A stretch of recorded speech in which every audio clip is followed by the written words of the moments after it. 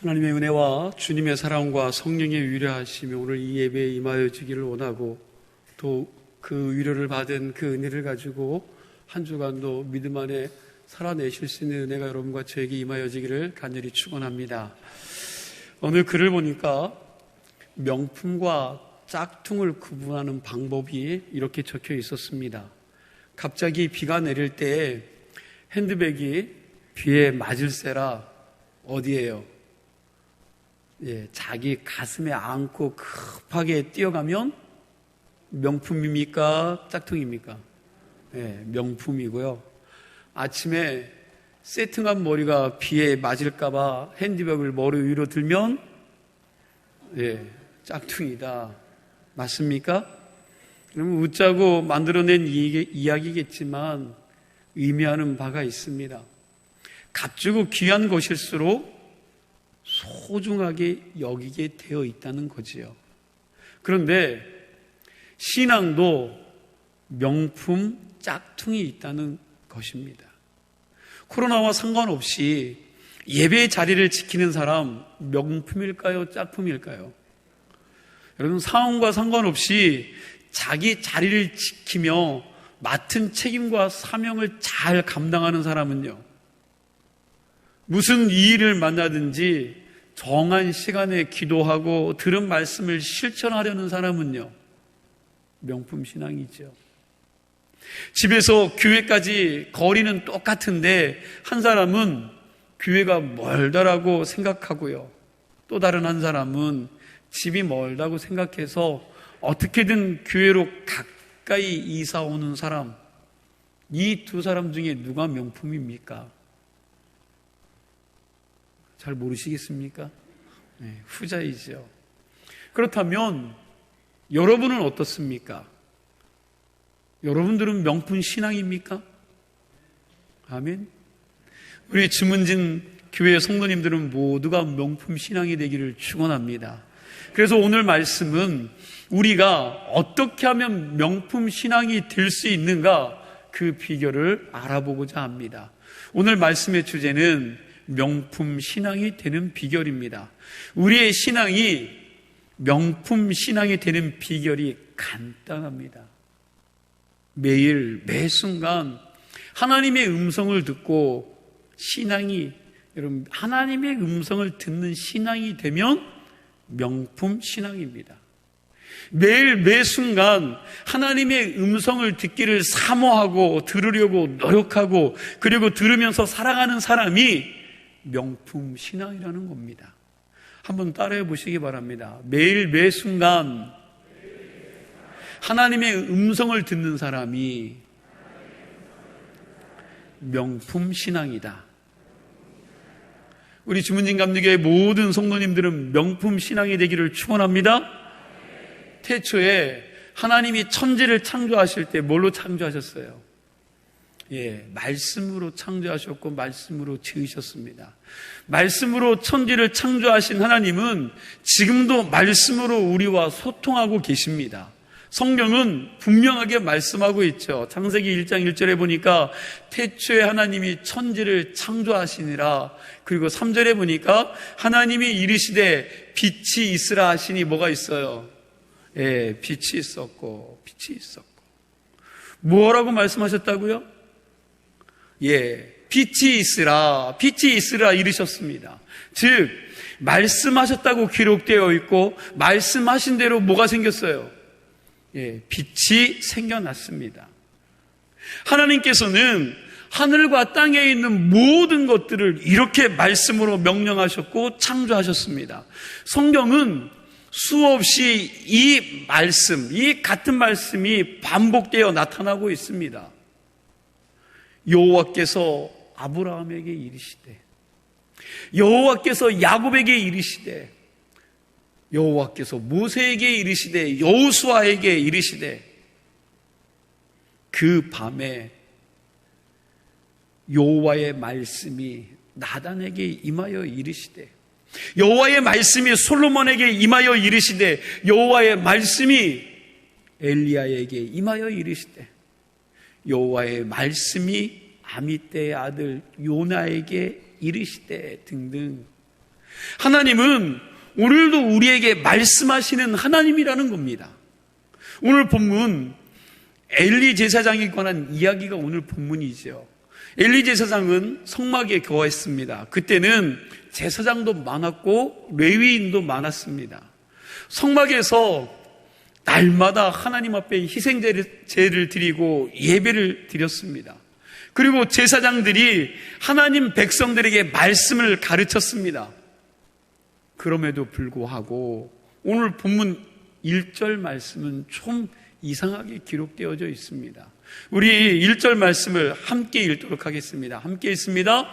아이 사무엘이 엘리 앞에서 여호와를 섬길 때에는 여호와의 말씀이 희귀하여 이상이 흔히 보이지 않았더라. 조금 전에 여러분들에게 설명을 했습니다. 이 당시에는 제사장이 적었어요? 많았어요? 많았다고 그랬습니다. 레위인이 많았습니까? 적었습니까? 예. 제사장도 많고 레위인도 많았습니다. 그러면요, 여러분 하나님 앞에 희생제물을 많이 드렸을까요? 안 드렸을까요? 드렸습니다. 예배도 많았습니다. 그뿐만이 아니라 제사장이 하나님의 말씀을 그 백성들에게 가르쳤다라고 말씀을 드렸습니다. 그런데 오늘 1절에 뭐라고 기록되었습니까? 여호와의 말씀이 희귀하여, 하나님의 말씀이 희귀하여 이상이 흔히 보였다, 보이지 않았다? 예, 보이지 않았더라. 성막, 즉 예배당은 있습니다. 그래서 예배는 드립니다.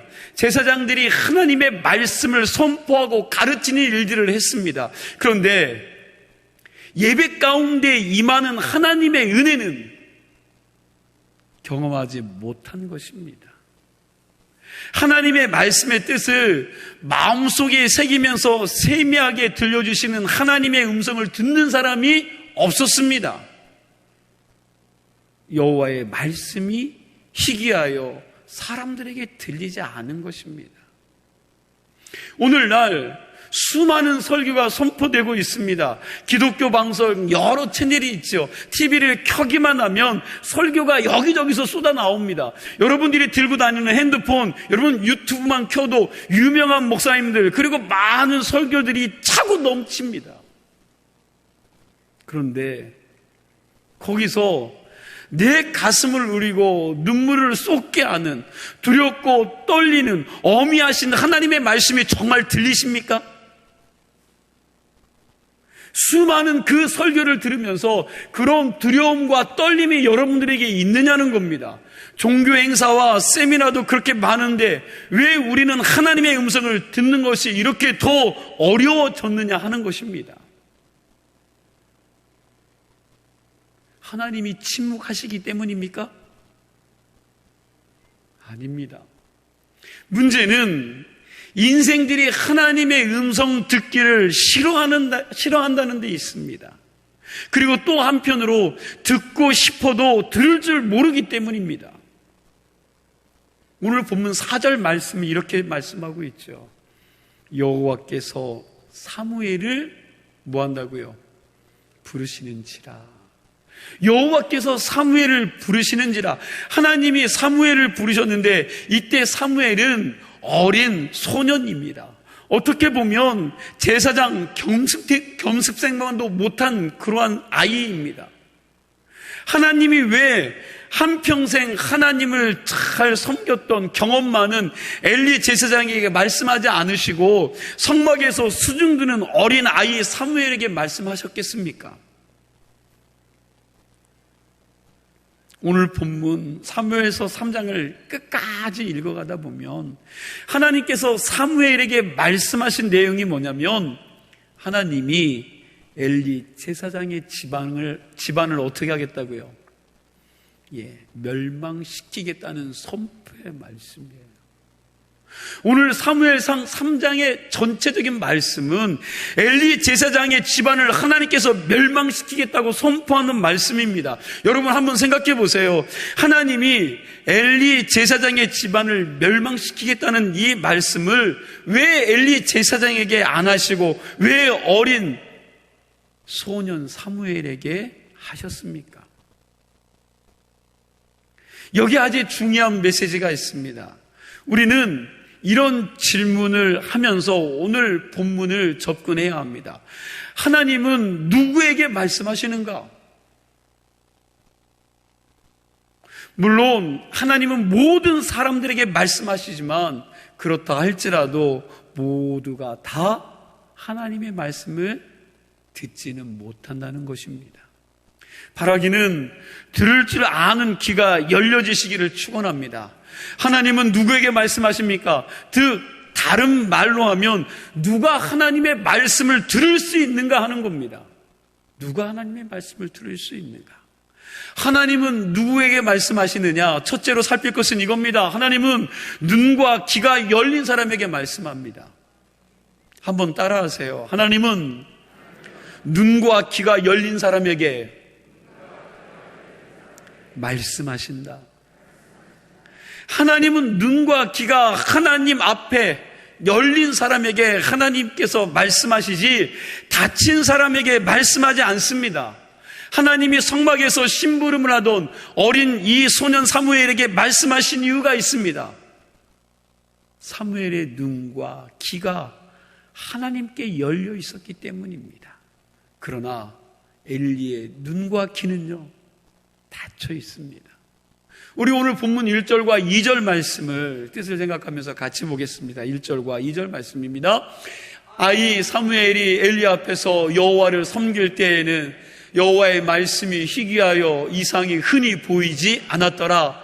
엘리의 눈이 점점 어두워가서 잘 보지 못하는 그때에 그가 자기 처소에 누웠고. 자, 여기 말씀 보세요. 여기 1, 2절 말씀을 보니까 때가 두 번이나 나오죠. 때. 1절에서 나오는 때, 2절에서 나오는 때, 여러분 이렇게 두 번이나 나옵니다. 1절에서는 사무엘이 엘리 앞에서 여호와를 뭐 할 때요? 섬길 때, 여호와를 섬길 때 그랬고, 2절은요, 2절은 엘리의 눈이 점점 어두워가서 잘 보지 못하는 그때 그랬습니다. 여기 1절과 2절을 보니까 사무엘의 때와 엘리의 때가 나옵니다. 사무엘의 때는 하나님 앞에 대기하면서 하나님의 말씀을 들을 준비가 되어 있는 때입니다. 그러나 엘리의 때는 자기 초소에 들어가서 잠자던 때입니다. 그러니까 사무엘의 때는 여호와 하나님을 향해서 눈과 귀가 열려있는 때이지만 엘리의 때는 하나님에 대해서 눈과 마음과 귀도 다 어두워가던 때라는 사실입니다. 여러분, 이 말씀을 오해하시면 안 됩니다. 오늘 본문이 우리에게 가르쳐 주고자 하는 교훈은 두 사람이, 여러분, 나이 차이, 젊은 사람과 늙은 사람의 차이로 여러분 생겨나는 육체적인 능력의 차이를 말씀하고 있는 게 아닙니다. 여러분, 우리는 겉사람은 어때요? 날마다 늙어가죠. 여러분, 태어나는 순간부터 죽음을 향해 달려가는 게 여러분과 저의 인생입니다. 그러나 우리의 속사람은요, 같이 늙습니까? 그렇지 않습니다. 사도 바울도 이런 이야기를 합니다. 고린도 후서 4장 16절 말씀해 보니까 이렇게 말씀하고 있는데 우리 함께 읽어보도록 하겠습니다. 그러므로 우리가 낙심하지 아니하노니 우리의 겉사람은 낡아지나 우리의 속사람은 날로 뭐예요? 새로워진다. 겉사람은 늙어갑니다. 태어나는 순간부터 여러분 죽음을 향해 달려가요. 그래서 늙어가지만 우리의 속사람은 날로 새로워진다라고 성경이 말씀하고 있습니다. 그러니 오늘 본문 말씀은 육적인 때의 차이가 아닌 하나님의 말씀을 들을 줄 아는 영적인 능력의 차이를 보여주는 말씀임을 우리는 깨달을 수 있어야 합니다. 오늘 본문에서 사무엘은 아직 어린 아이입니다. 어린 아이들의 특징이 뭡니까? 어린 아이들의 특징, 먹고 싶은 게 많고요, 놀고 싶은 것들이 많고요, 그럼 가지고 싶은 것들이 많습니다. 그리고 잠도 많아서 밤중에 일찍 자야 합니다. 그럼에도 불구하고 어린 사무엘은 하나님을 향하여 마음을 열어놓았기에 잠자리에 누웠다가도 하나님이 부르시니까 어떻게 해요? 후다닥 일어납니다. 사무엘은 하나님의 음성을 들을 준비가 되어 있었다라는 겁니다. 그러나 엘리 제사장은 육신의 눈과 귀가 어두워지는 동시에 영적인 눈과 귀도 어두워졌습니다. 우리 사무엘상 3장 13절 말씀을 같이 읽어보도록 하겠습니다. 함께 있습니다.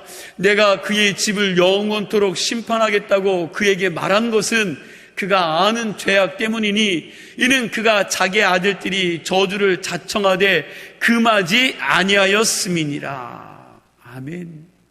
여러분, 이 말씀해 보니까 내가 그 집을 영원토록 심판하겠다고 그에게 말한 것은 그가 모았다고요?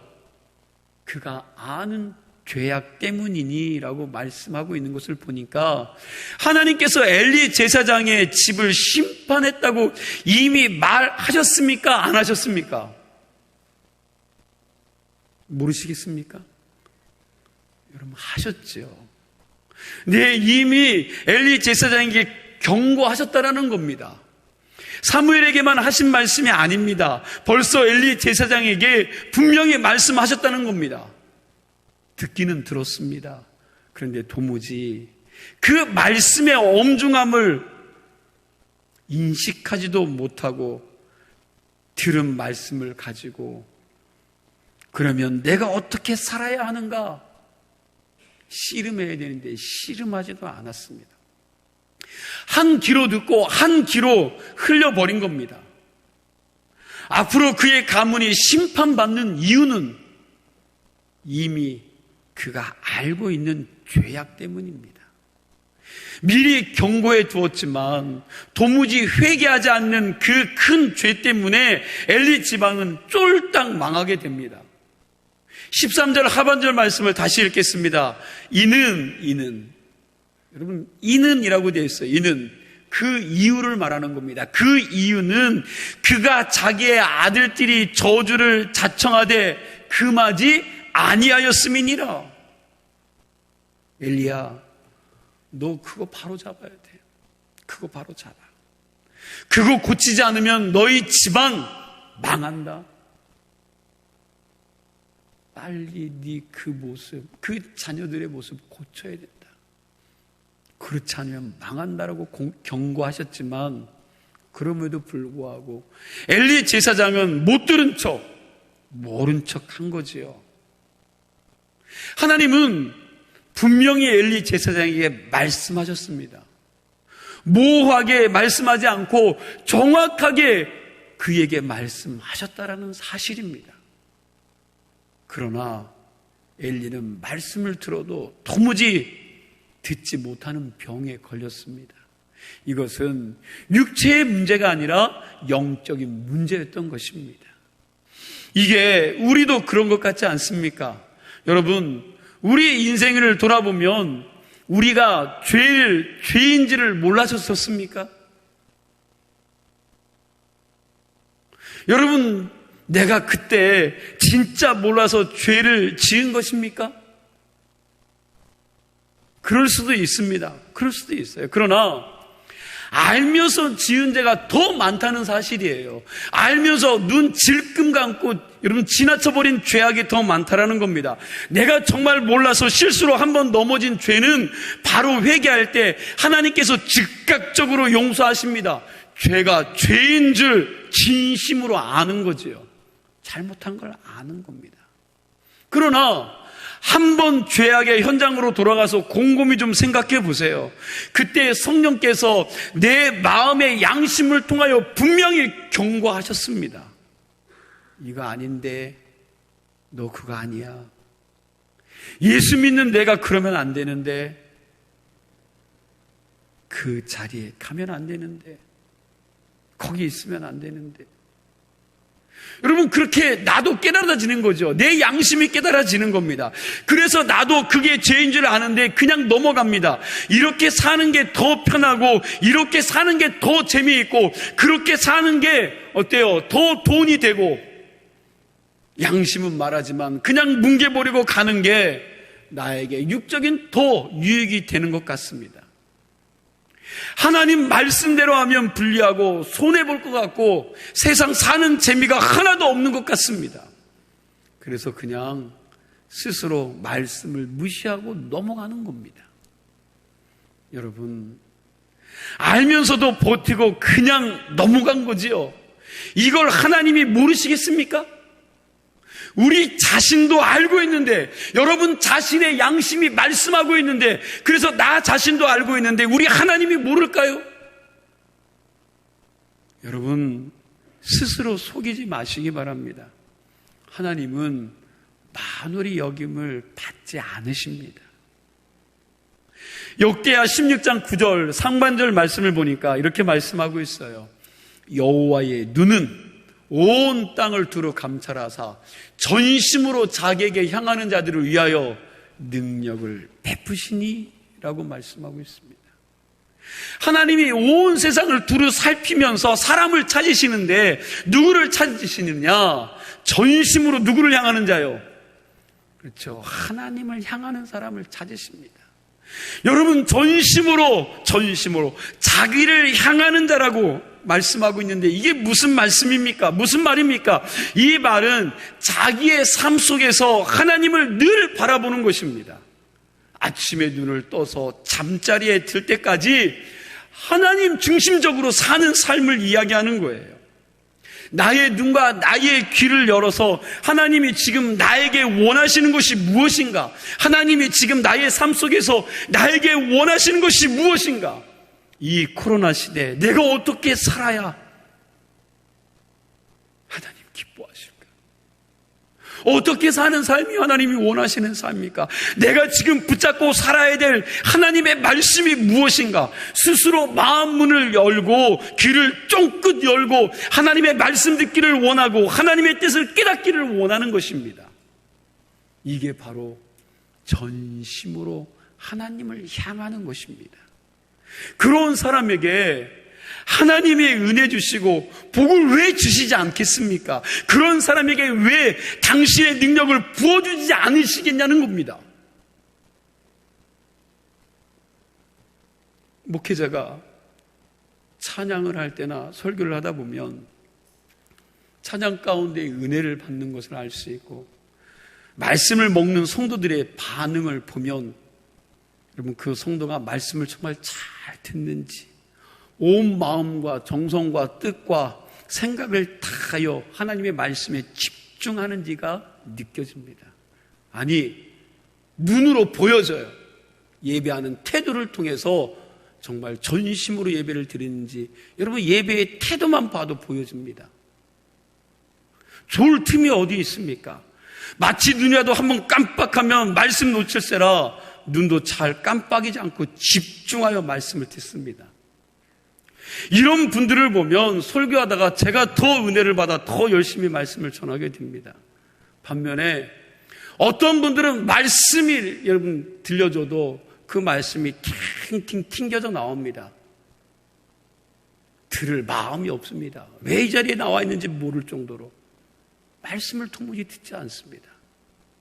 말씀이 도무지 그 안에 머무를 수가 없습니다. 설교자도 전심으로 하나님의 은혜를 받고자 사모하는 그 영혼들, 그 사람들을 보면 알 수가 있는데, 전능하신 하나님께서 순종하는 마음으로 전심으로 하나님을 찾는 사람들을 못 알아보실까요? 주님은 전심으로 자기를 찾는 자들 지금도 주목하여 보고 계시고, 그러한 자들에게 은혜 베푸기를 기뻐하시는 줄로 믿으시기 바랍니다. 눈과 귀와 마음이 하나님을 향하는 사람, 그런 사람이 바로 하나님을 전심으로 바라는 사람입니다. 하나님은 지금도 그러한 사람을 찾고 계십니다. 우리 주문진 감리교의 모든 성도님들이 그러한 사람들이 되시기를 축원합니다. 두 번째로, 하나님이 누구에게 말씀하십니까? 깨끗한 사람이요, 순결한 사람에게 말씀하십니다. 하나님은 왜 소년 사무엘에게 말씀하시고 경험 많은 노 제사장인 엘리에게는 더 이상 말씀하지 않았습니까? 사무엘은 어렸지만 죄에 물들지 않은 깨끗하고 순결한 소년이었습니다. 반면에 엘리는 경험도 많고 평생을 하나님을 섬겼던 제사장이었지만 그 마음은 이미 세속화되었고 타성에 젖어서 하나님의 성전에서 망나니 짓을 하는 그 아들들도 다스리지 못할 정도로 타락한 제사장이었기 때문입니다. 하나님을 오래 믿은 사람이라고 더 말씀을 잘 들을까요? 신앙생활을 하면 할수록 하나님의 말씀이 더 많이 들리십니까? 하나님과 더 친해져서 하나님이 더 크고 가까이 말씀하시나요? 그렇지 않더라는 겁니다. 심지어 제사장이라고 목사라고 장로라고 하나님의 말씀이 더 친밀하게 들려지는 것이 아니라는 말씀입니다. 하나님의 음성은 깨끗하고 순결한 사람들에게 더 잘 들려줄 뿐입니다. 하나님은 이 시간에도 말씀하십니다. 여러분 심령의 상태에 따라서 그 말씀이 분명하게 들려줄 수 있고 전혀 들려지지 않을 수 있다는 사실입니다.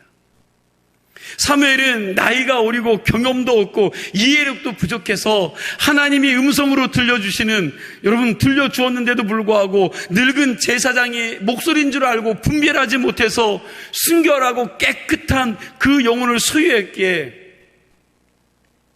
그 말씀을 듣고 그 음성을 듣고 제사장에게 간 거예요. 다시 말하면 그 정도로 그 마음이 순수하고 깨끗했다라는 사실입니다. 사무엘은 처음에 하나님의 음성을 듣기는 들었지만 제대로 알아듣지 못했습니다. 두 번째 또 그 음성을 들려줬는데 하나님의 음성인지 제사장 엘리의 음성인지 구분하지 못하고 그에게 갔습니다. 세 번째 또 말씀하십니다. 하나님의 음성을 더 잘 알아들을 수 있도록 자꾸 반복해서 훈련시키는 하나님의 모습을 보게 됩니다. 그러니까 중요한 것은 성경 지식도 아니고 신앙 연륜도 아닙니다. 깨끗한 순결한 것이 더 중요하다는 사실을 기억하시기 바랍니다. 산상수훈에 주님께서 이렇게 말씀하시지 않습니까? 마태복음 5장 8절 말씀해 보니까 마음이 청결한 자는 복이 있나니 그들이 하나님을 뭐 할 거라고요? 볼 것이며. 누가 하나님을 본다고요? 마음이 청결한 자, 마음이 깨끗한 사람입니다. 온갖 욕심으로 가득 찬 사람은 하나님을 아무리 들려주고 하나님을 아무리 보여주어도 도무지 보지 못하고 듣지 못합니다. 사도 바울은 세속적으로 살면서 몸으로 음행하고 타락한 생활을 하면서도 자신들은 크리스천이라고 생각하는 고린도 교회 성도들을 책망하면서 이렇게 말씀하고 있습니다. 고린도전서 6장 19절에서 20절 말씀인데 나에게 하는 말씀인지 아닌지 한번 좀 고민해 보셨으면 좋겠습니다. 우리 함께 읽겠습니다. 함께 읽습니다. 너희 몸은 너희가 하나님께로부터 받은 바 너희 가운데 계신 성령의 전인 줄을 알지 못하느냐? 너희는 너희 자신의 것이 아니라 값으로 산 것이 되었으니 그런즉 너희 몸으로 하나님께 영광을 돌리라.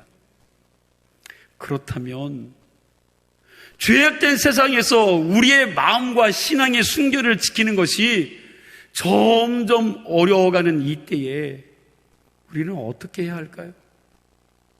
여러분, 우리는 어떻게 해야 합니까? 야고보서 4장 8절 말씀입니다. 우리 함께 보도록 하겠습니다. 야고보서 4장 8절 말씀 함께 있습니다.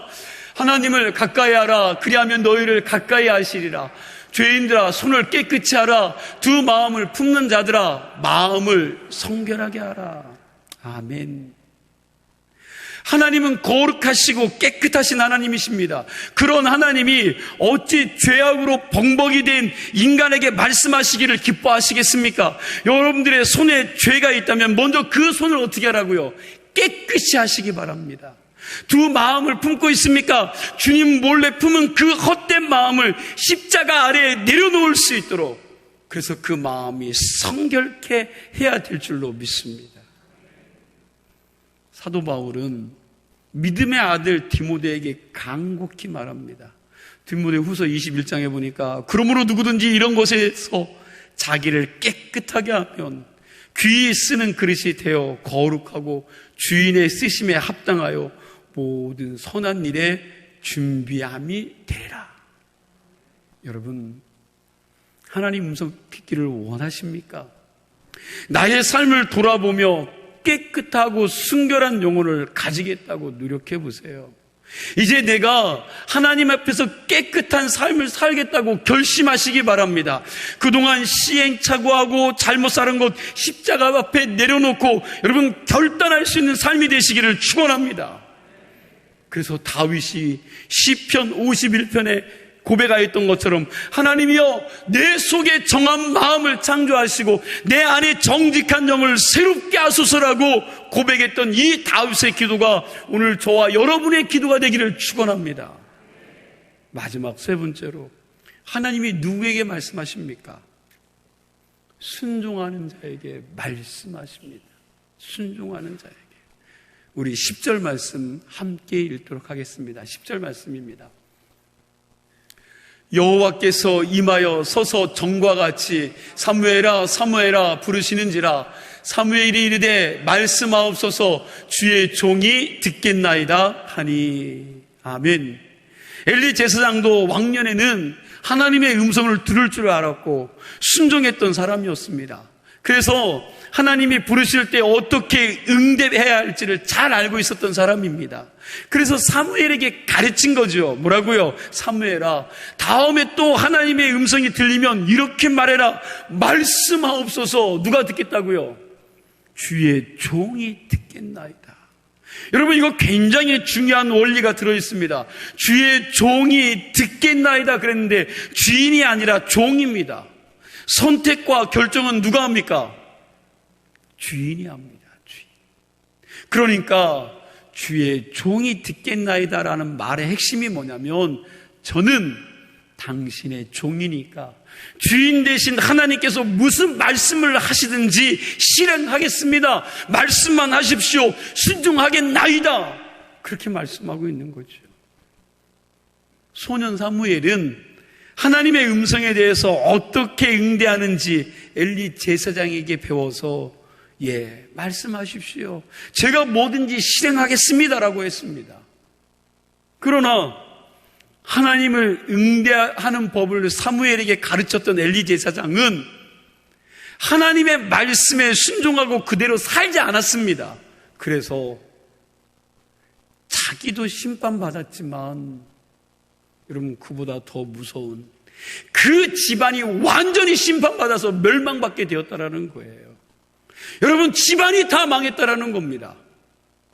그 말씀에 순종하지 못해서 여러분 그 집안이 멸망이 된 거예요. 여기서 중요한 말씀이 뭡니까? 아는 것이 중요한 것이 아니라 아는 것을 실천하는 게 중요하다는 겁니다. 누가 가르치느냐, 누가 배우느냐, 이거 중요하지 않습니다. 우리 한국 사회는 가르치는 선생님은 귀하고 배우는 학생은 좀 열등하다고 생각하는 경향이 있습니다. 그러나 그렇지 않습니다. 오히려 남을 잘 가르쳐 놓고 자기가 멸망당할 수 있다는 것입니다. 고린도전서 9장 27절 말씀해 보니까 내가 내 몸을 쳐서 복종하게 하면 내가 남에게 전파한 후에 자신이 도리어 버림을 당할까 두려워함이로다 라고 고백하고 있어요. 사도 바울 또한 남에게 열심히 복음을 전한 후 도리어 자신이 버림을 받게 될까봐 두려워하여 날마다 자신의 몸을 쳐서 복종하는 훈련을 했다라는 겁니다. 엄청난 일을 이루어냈던 여러분 바울도 끊임없이 교만하지 않기 위해서 하나님 앞에 버림받지 않기 위해서 자기를 쳐서 복종시켰다는 거예요. 누가 가르치느냐, 누가 배우느냐, 이것보다 더 중요한 것은 한 가지를 배워도 그것을 지켜 순종하고 지키고 행하는 것인 줄로 믿으시기 바랍니다. 하나님은 하나님의 말씀을 지키고 순종하는 사람과 함께 하시고 그들을 당신의 선한 길로 인도해 주시는 줄로 믿습니다. 하나님이 여러분 누구에게 말씀하십니까? 순종할 의지가 있는 사람에게 말씀하신다는 거예요. 예수님도 요한복음 7장 17절에 이렇게 말씀하셨습니다. 우리 함께 읽도록 하겠습니다. 사람이 하나님의 뜻을 행하려 하면 이 교훈이 하나님께로부터 왔는지 내가 스스로 말함인지 알리라. 자, 보세요. 사람이 하나님의 뜻을 행하려면 하고 말하고 있는데, 이건 행하려고 하는 의지를 가지면, 여러분 의지만 있어도, 그러니까 어떤 말씀이 하나님으로부터 온 명령인지 내 스스로 내 마음에서 지어낸 말인지를 분별하는 것 간단하다라는 거예요. 이건 하나님의 말씀 지켜 행하겠다는 의지만 있다면 여러분 쉽게 할 수 있다는 거예요. 쉽게 할 수 있다는 겁니다. 그런데 대부분의 사람들이 하나님의 말씀이 너무 어렵다고 이해가 안 된다고 합니다. 그렇게 핑계대는 이유는 하나님의 말씀을 한번 들어보고 내 마음에 맞으면 순종하고 그렇지 않으면 못하겠다고 핑계를 대려고 하는 거죠. 정말 그 말씀이 어려워서가 아니라 여러분 핑계예요. 내가 듣기 좋은 말씀은 순종하고 내가 듣기 싫은 말씀들은 순종하지 않는 겁니다. 여러분과 제 마음에 이미 그런 마음이 있어요. 똑같은 말씀이 선포되어져도 그 말씀이 사랑이라고 이야기하는 말씀이 있는가 하면 그 똑같은 말씀을 들어도 나에게 하는 말씀이라고 하는 부분이 있다는 사실입니다. 하나님의 뜻은 분명합니다. 그런데 내 마음은 나는 이렇게 가고 싶습니다. 그래서 말씀과 내 마음은 반대되니까 고민이 되고 받아들이기가 어렵습니다. 그런데 예수님께서 말씀하신 것처럼 하나님의 뜻을 순종할 마음만 있다면, 여러분 마음만 있다면 이것이 하나님의 명령인지 아닌지 쉽게 알 수 있다는 거예요. 여러분, 누구에게 하나님의 음성이 들릴까요? 무슨 말씀이든지 말씀하시면 제가 손해를 보도는 한이 있어도 당신의 말씀에 순종하겠습니다. 그렇게 결단하고 말씀을 듣는 사람에게 하나님의 말씀이 들립니다. 그리고 하나님께서는 그러한 사람들에게 말씀하십니다. 그러한 사람들을 사용하십니다. 이사야서 55장 3절 상반절에 이렇게 말씀하죠. 너희는 귀를 기울이고 내게로 나와 들으라. 그리하면 너희의 영혼이 살리라. 아멘. 우리가 내 의지, 내 경험, 내 지식 따지고 사는 것이 아니라 하나님 말씀 지켜 행하며 살겠습니다. 주여 말씀하시옵소서. 종이 듣겠습니다. 그렇게 결단하고 나아갈 때에 나보다 내 인생을 더 잘 아시는 그 하나님께서 내 인생을 가장 복된 길로, 가장 거룩한 길로, 가장 힘있는 길로 인도해 주실 줄로 믿으시기 바랍니다. 바라기는 저와 여러분이 지금도 우리에게 말씀하시는 그 하나님의 음성을 듣고 순종함으로 주님을 기쁘시게 하는 교회와 성도가 되기를 원하고, 이 한 주간도 그렇게 힘있게 하나님께 붙들려 살아가는 성도들이 되시기를 간절히 축원합니다. 기도하시겠습니다.